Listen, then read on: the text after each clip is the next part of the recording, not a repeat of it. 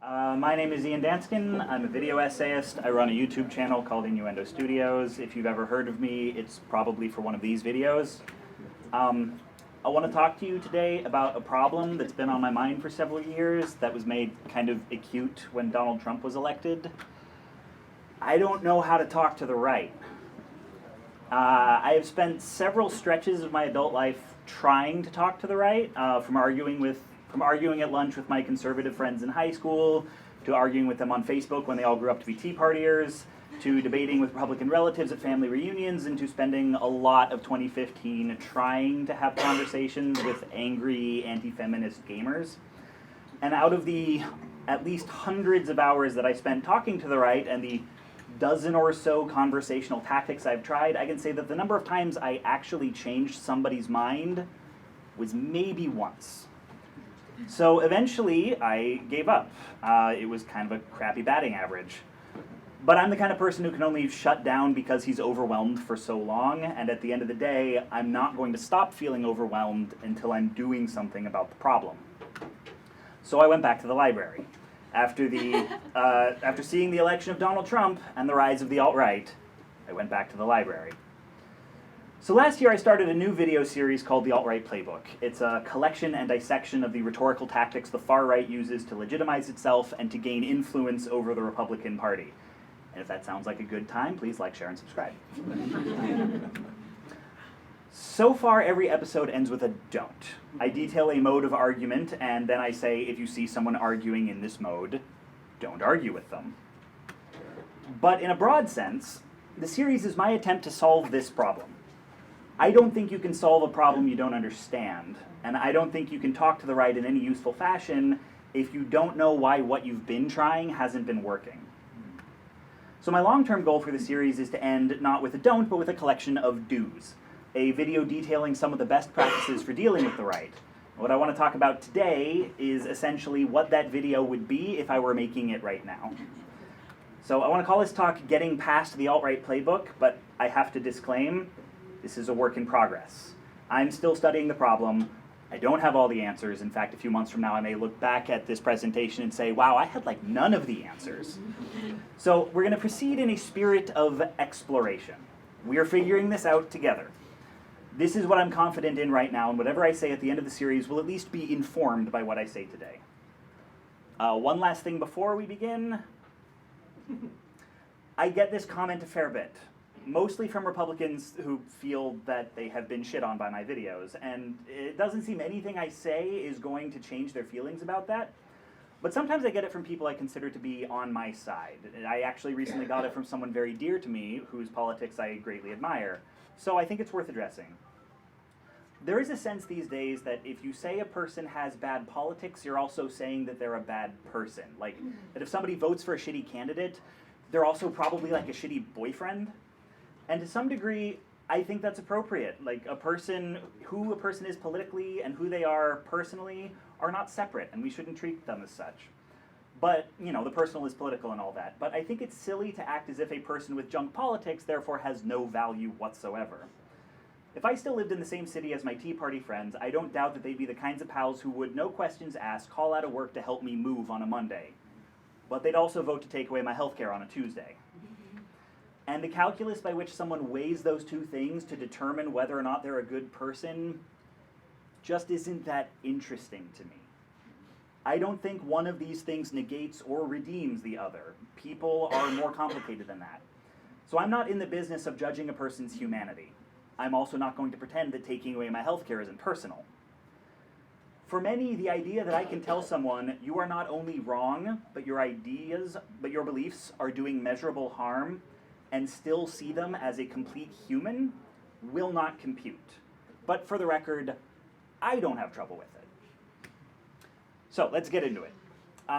Whenever something like Trump happens, I feel like there's this wave of shame on the left. This is our fault, we didn't talk enough to the other side, now look what happened. And there is this big redoubling of our efforts to try to converse more, speak up, disagree more. And I feel that there are things the left considers appropriate when talking to the right, and when this redoubling happens, we don't change up our tactics, we just do the same things, only more. So here are some things the left does that I suspect either don't work or are of only limited use. Debates. Two people of differing opinions agree to discuss their beliefs in public. Because debates are public, they tend to be highly performative. It's not in either speaker's best interest to just fully change their positions in front of an audience.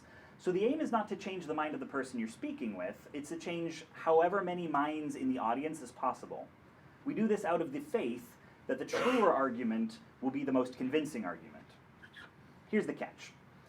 Your average viewer of a debate is going to come in with two biases. First, that the subject is worth debating in the first place. That if you put Bill Nye against a creationist, you are implying that evolution and creationism are on roughly equal footing.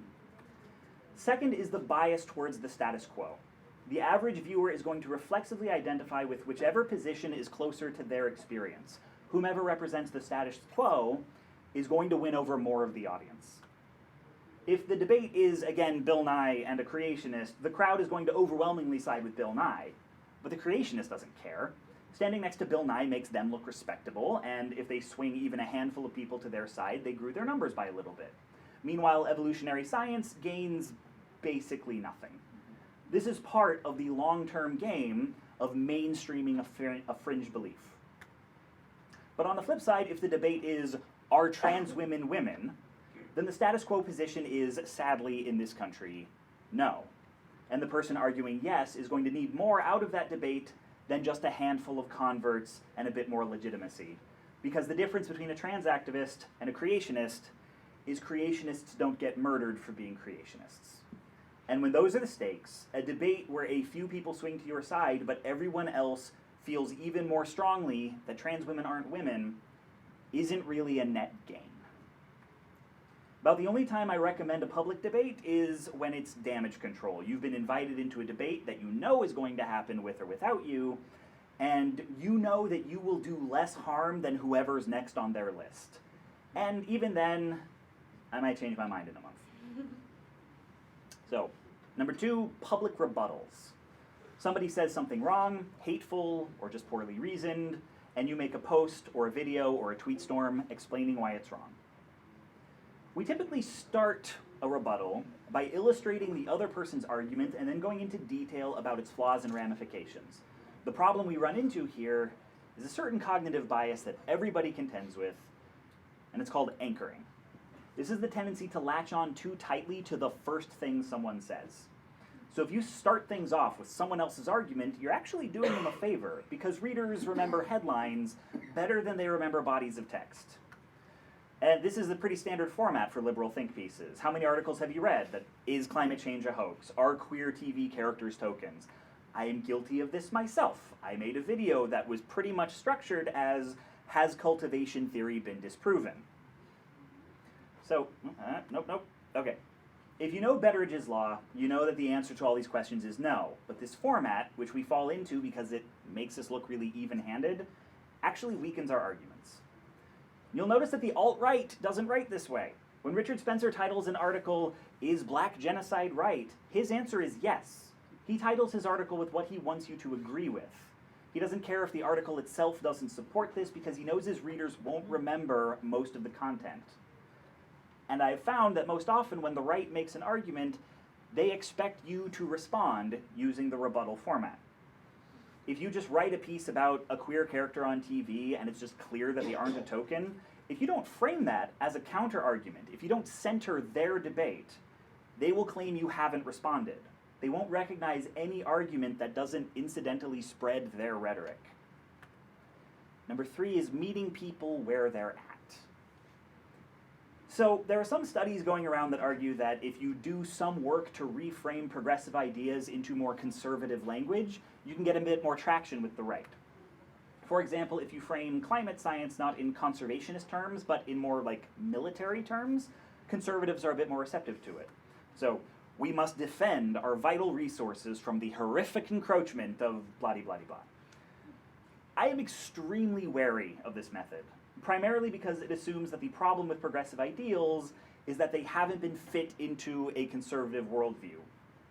But what if the problem isn't a failure of communication? What if the problem is the worldview? Because making climate science palatable by playing to the right's militarism kind of shoots us in the foot when we also have to say we need to end the war on terror, or not provoke North Korea, or work towards some kind of sustainable peace in Israel. The right's militarism is one of the things we're trying to combat. And this makes it extremely hard for progressivism to be intersectional, because now climatologists have to throw peace activists under the bus. Number 4 is sunlight. I still sometimes come across the argument that sunlight is the best disinfectant. That if you just give awful people a microphone, they will expose themselves as so obviously wrong and reprehensible that they will end their own careers. I think by 2018 we should be pretty done with this idea. I'm not sure it was ever true, but it especially isn't true in the era of partisan news networks and curated feeds. Whether or not something is a scandal or an embarrassment depends on how your chosen news source contextualizes it, and that's if they tell you about it at all. If a scandal isn't on Fox News, Republicans won't even know that it happened. And even when people know the horrible truth, if they are invested enough in a person or a platform or a narrative, they will find ways to be okay with it. In the age of Trump, I think there is such a thing as too much rope to hang yourself. And finally, snappy metaphors. There is a certain type of article that, when a good one gets written, tends to circulate in liberal circles, the ones that really cleverly explain some complex idea like institutional racism. And, you know, as a guy who explains complex stuff on the internet as a career, I will never say no to a good metaphor. But these tend to be the same handful of arguments wrapped up in new metaphors every time, and I can never shake the idea that when one of these things makes the round, there's this underlying assumption that if we could just share the right metaphor about racism far enough and wide enough, white people would finally get it. And, you know, these articles can be useful for educating people already predispositioned to listen to you. Just because someone's on your side in fighting racism doesn't mean they actually understand racism. Having many times in my life been the ignorant white ally, I can vouch for the usefulness of these articles. But there is this pervasive sense on the part of some liberals that racism is just a big misunderstanding. And I just kind of want to sit people down and ask them, what lesson do you think white supremacy needs to learn that losing 2 of the bloodiest wars in US history didn't already teach them? What language do you think you're going to find that hasn't already been articulated by Oluo, Coates, Hooks, Lord, King, X, Hughes, Truth, Douglas, Tubman, or hundreds of other writers and poets over the last 2 centuries? If on some level you feel that racism still exists just because black people haven't found the right words to advocate for themselves, I'm just going to throw it out there, you might be white. And finally, empathy. I know I said finally before, but this is double finally. I'm not going to be the guy who advocates against empathy. A repeated phrase on my channel is empathy is a beautiful thing, but.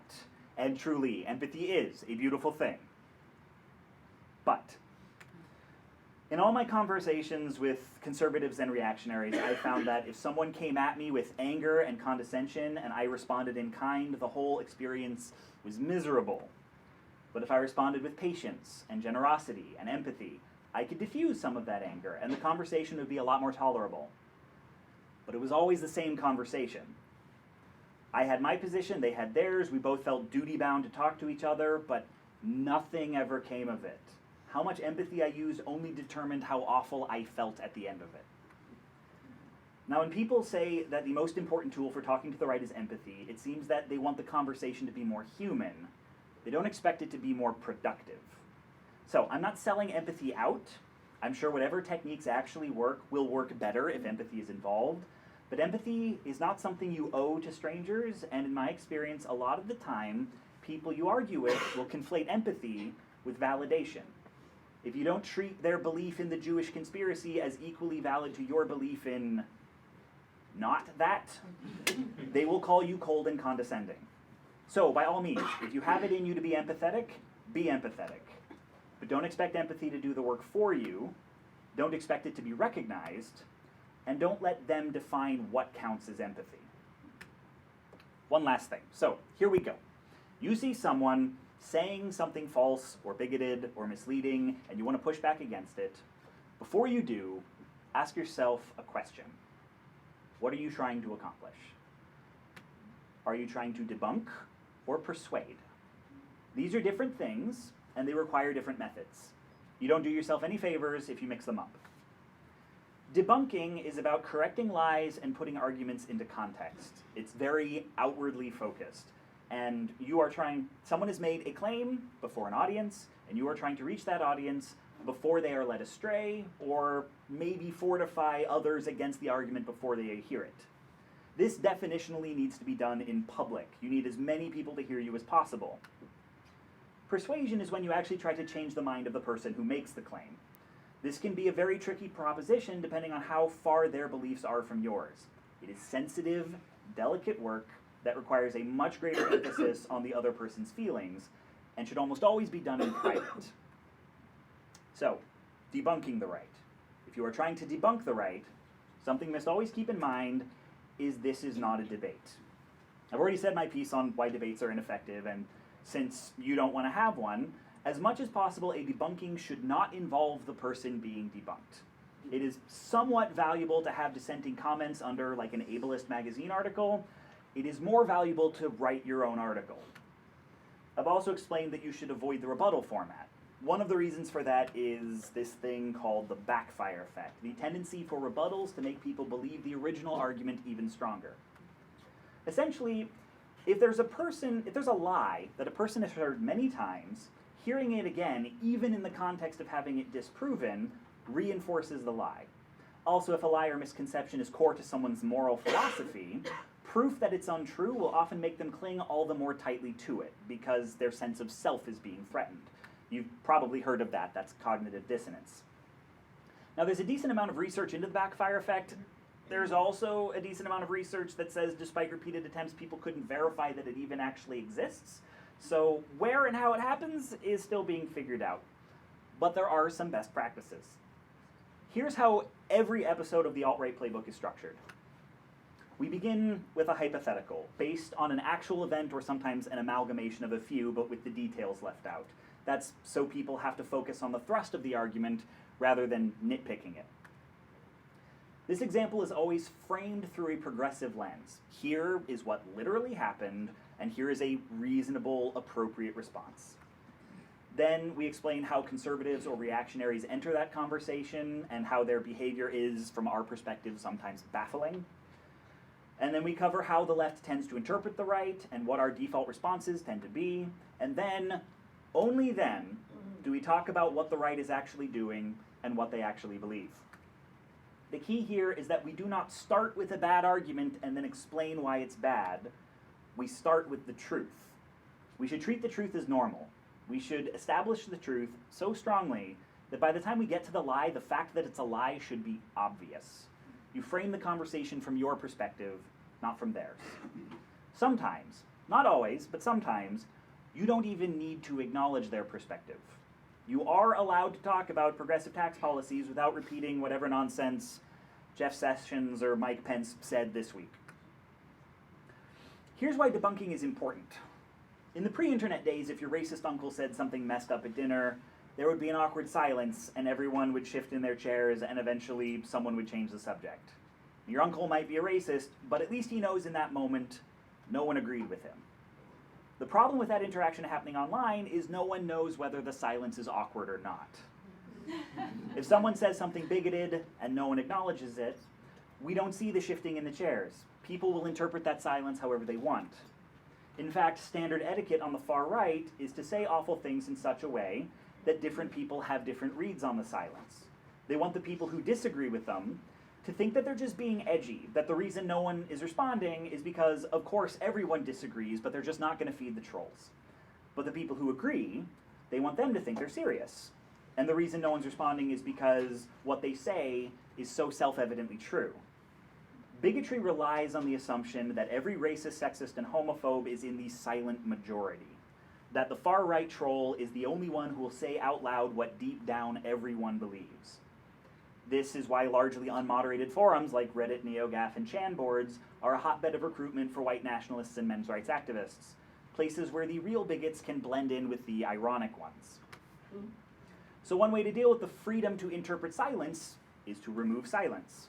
By speaking up, you disabuse people of the idea that everyone agrees with the bigot. You just have to be smart about it. You can't just tell the truth, you have to frame it properly. And you have to distance the bigot from the conversation as much as possible.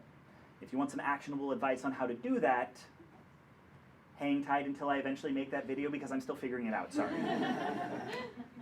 Okay, so persuading the right.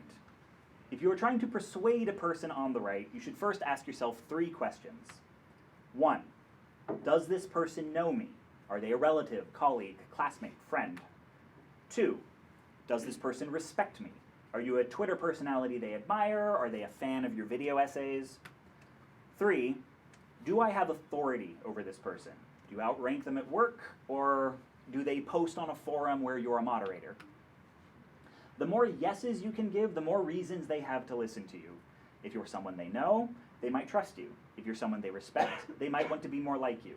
If you're someone with authority, they might worry about repercussions if they don't listen. If you are none of those things, what are you?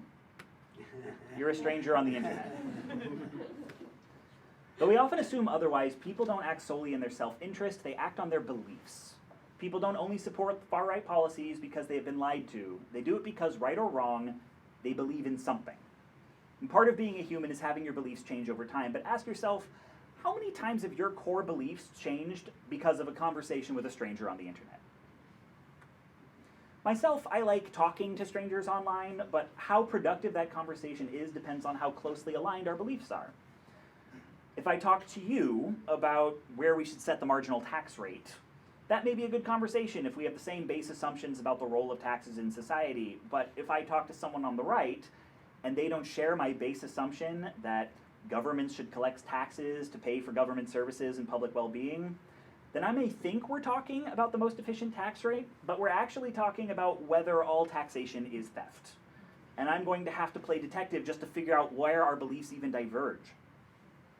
We're dealing with a much more fundamental belief, and those beliefs are the ones that don't shift quickly. To move someone politically, you have to be in a position to move them, and most strangers on the internet aren't. Always remember, there are minds that can be changed, and there are minds that can't, and there are minds that can be changed but not by you. Not learning the difference is a massive waste of energy. Another unfortunate thing you have to ask yourself before engaging is this person a danger to anyone? Something that had to be explained to me is that a common way for people to vent their frustrations online about minority politics is to harass the various icons of those politics. They often don't even view this as harassment because they're thinking of these folks, usually women and people of color, as concepts, not people. And if you get this person all riled up about women in video games, they may not go after you, but they may still go after someone.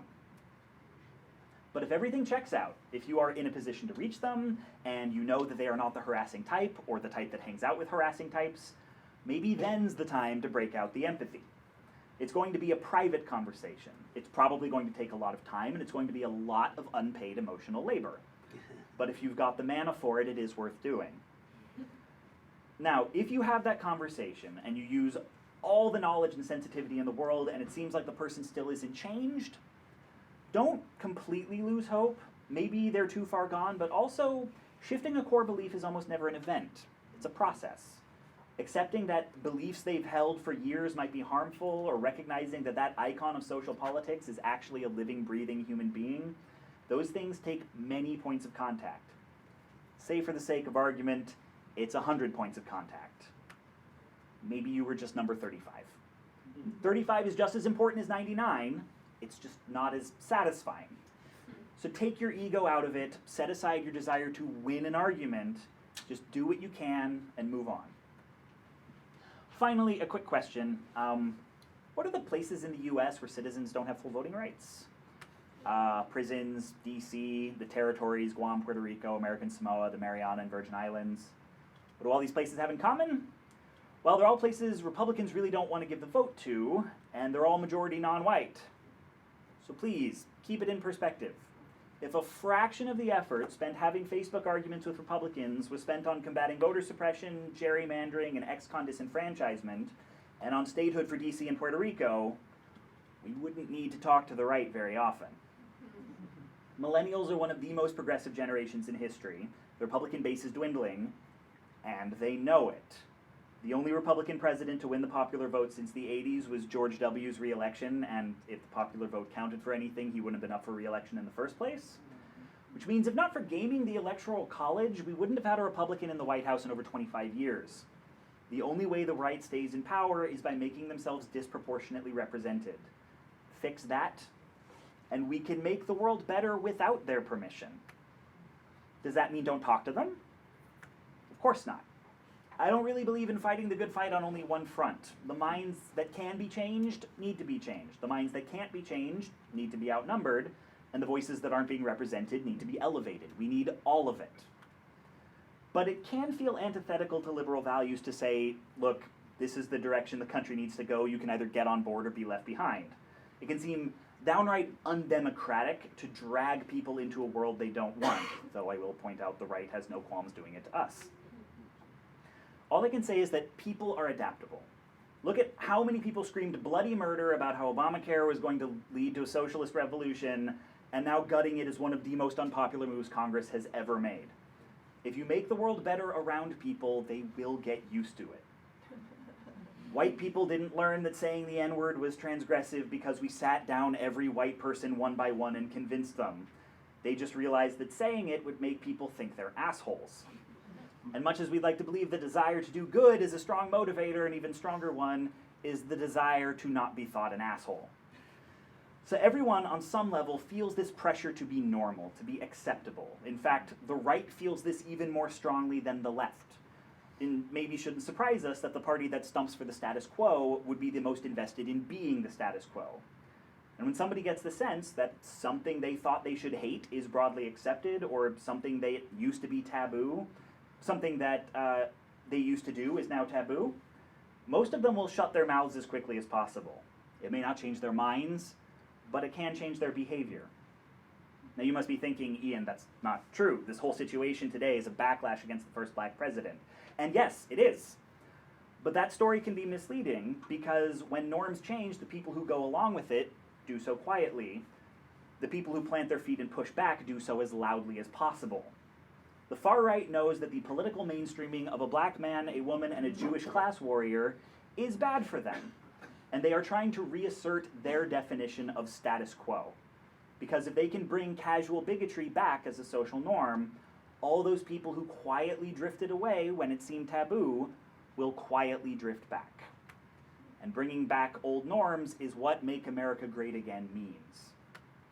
So please, do the work of changing minds, but do the other work as well. It's all part of the way forward. That's what I got.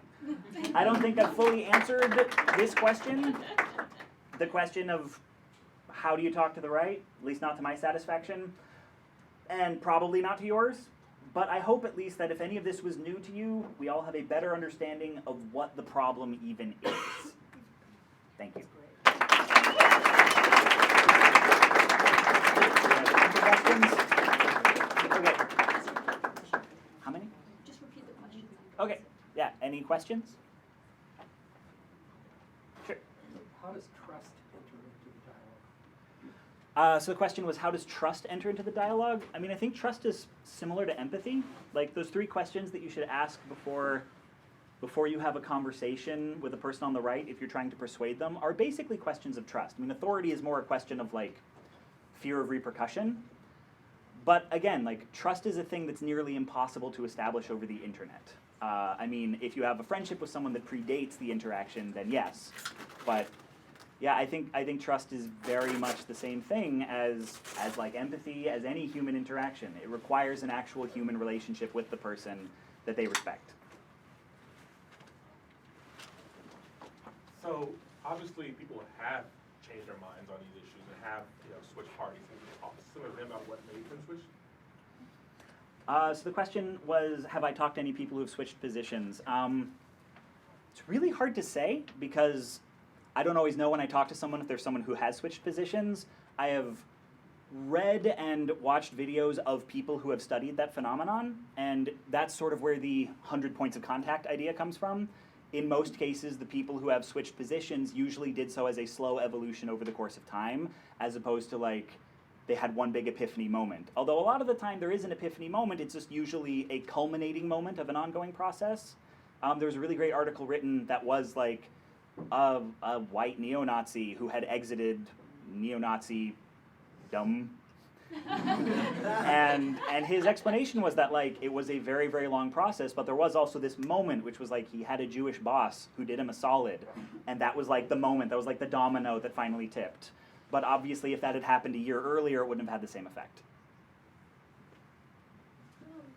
I guess my question is, sometimes I feel like people have a single issue, say maybe their view on abortion, and otherwise might be a leftist person, but abortion is like, I'm going to vote for Republican because I'm against abortion and nothing else is there sort of techniques for that type of person, or? So the question was about sort of single issue conservatives, like someone who is for all intents and purposes a progressive except for a single issue that makes them vote Republican. That's going to be one of those areas where I'm going to say I don't know, I'm still working on it. Sorry.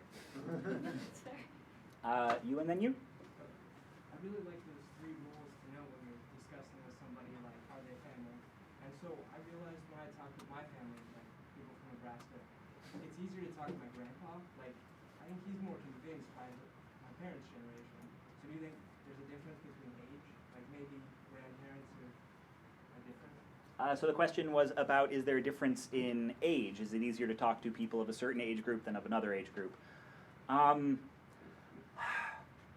I feel like it'd be very hard to make a sweeping statement about that, right? Like there may be certain populations where older people are easier to talk to than younger people. There may be other areas where younger people are easier to talk to than older people. I think there's definitely sort of like, I feel like grandparents are more willing to listen to their grandkids than their kids a lot of the time. And there's maybe more of a feeling of like, whatever, I've lived my life, so I don't need to get as riled up when the youngins are saying their stuff. But yeah, I don't know. I also feel like my grandparents are usually very set in their ways, and they may listen to me, but that doesn't mean they're going to vote differently. And then you? Sun Tzu said, know yourself and your opponent, you will win every battle. And one of the things I think we sometimes do is we're not precise enough in knowing our opponents. The right conservatives, the white supremacists are not the same opponent, but we tend very much to use one label for all of them. And our engagement strategies that are most likely to be successful are going to be different with them, including the fact that, quite frankly, if it's a white supremacist, you probably shouldn't be engaging with them. I don't know if that will help you in the long term, but it is helpful.